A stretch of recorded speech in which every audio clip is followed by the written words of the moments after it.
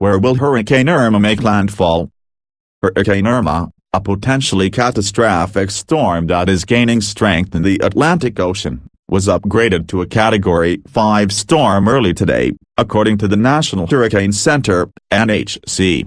Where is this monster storm headed, and which cities could feel the most devastating impacts?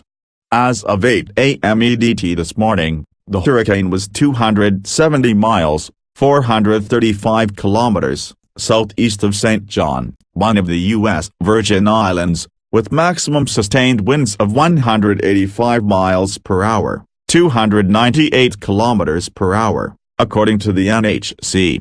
Yesterday, September 4th, both Florida Governor Rick Scott and Puerto Rico Governor Ricardo Rossello declared states of emergency in response to the growing storm. Irma is expected to trace a northwest path through the Atlantic, likely blasting parts of the northeastern Leeward Islands with severe winds, storm surge and intense rainfall later today before hitting the Virgin Islands and Puerto Rico, according to the NHC. Although the likelihood that Irma will impact the Florida Keys and parts of the Florida Peninsula is increasing, it is too soon to say where else the hurricane might directly impact the continental United States, NHC officials said.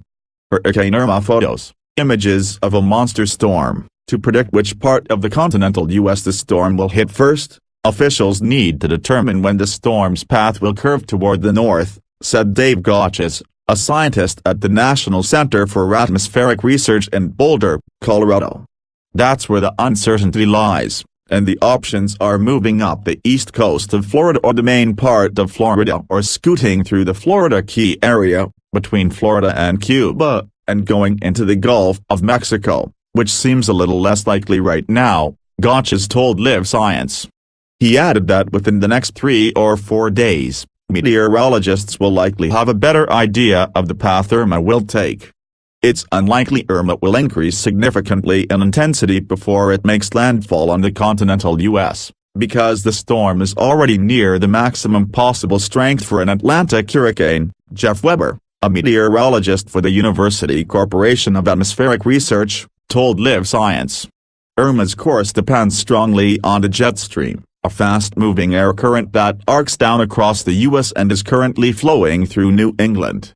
The stream will move farther south across the continental U.S. in the next few days. Once Irma interacts with the jet stream, the hurricane will downgrade significantly in strength, although it will still retain a lot of its moisture, according to Weber.